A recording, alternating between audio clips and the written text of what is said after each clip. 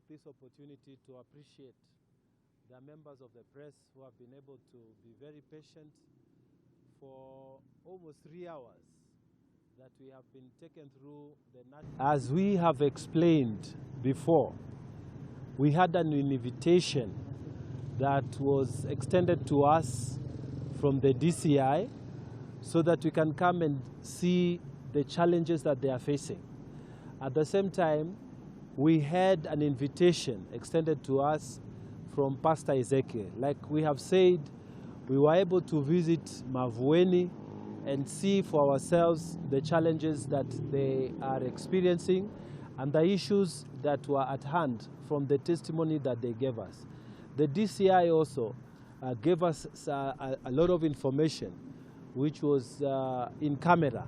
So I'm going to try here balance and just tell you that we have been witness to ourselves of the things that have been a challenge as far as concluding effectively on all the forensics and the analysis that needed collect and gather information. So tomorrow we will be sitting down with the rest of the committee members, some of whom were here, and we will beef up the report so that on Thursday when we are tabling, it will have all the information that Kenyans want to know. Why did this thing happen when we have such a facility? Why did this thing happen when we have such very well trained force? And very educated people who are manning these labs, and what are the challenges? So just to touch a little, I want to say that we got a proper briefing, and there was the display, what is it called? The PowerPoint presentation, and we have 12 laboratories that are operational here. We have challenges, and these challenges sometimes have impeded an otherwise very well-trained manpower that is here, that you're able to see. So the details of everything that we were able to see will be contained in the report that we shall table on Thursday. I hope that we've been able to give you something to go with, but I want to tell you that we have had full cooperation from the DCI, from the forensic lab, and from the things that we needed to know here. And this is in total contrast to some other government officer, like the chief pathologist, who did not give us the cooperation we expected. But this, the DCI, they have been up to the task. There is nothing to hide. They have given us the information we require, which will add up. And Kenyans, let us wait Thursday. We shall reveal everything that you need to know.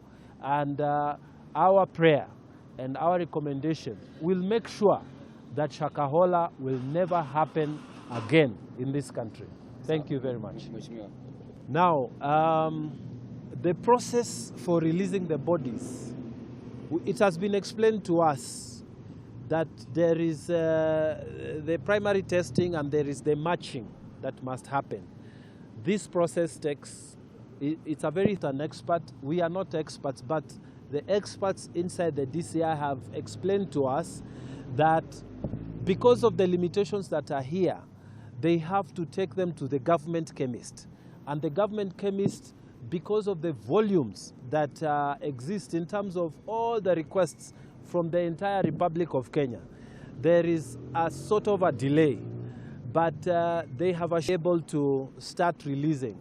There are bodies that are going to be matched as the processes get finished, and there are those bodies that are not going to be matched.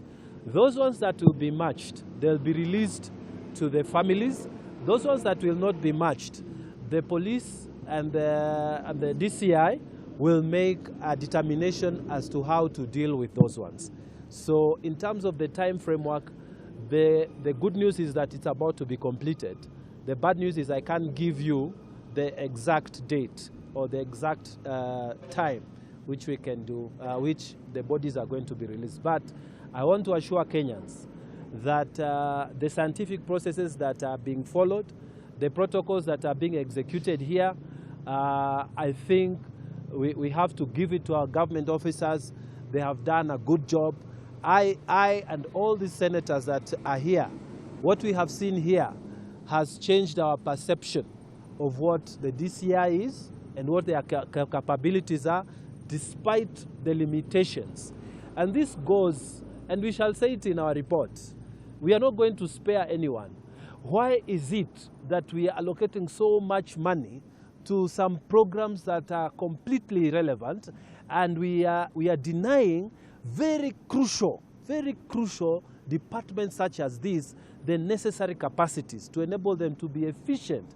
You know, and we are saying as Kenyans that if we had capacitated the DCI forensic lab as to the level they require, if some people who started this DCI forensic labs many years ago had not stolen the monies that were supposed to be utilized, we would have been having a first-class forensic lab, and we would not have taken from April up to now, waiting for results of bodies, waiting for DNA. It would not be the case. But some Kenyans somewhere who are responsible, they misappropriated the funds that were supposed to be utilized to develop this lab. And we are not going to spare anyone. Our report is going to come clean on what has happened. Kenyans have been asking, kwa nini hii mambo haifanyiki, kwa nini haiishi? But it is because of some of the people who are holding some of these offices. The misallocation of resources that has happened.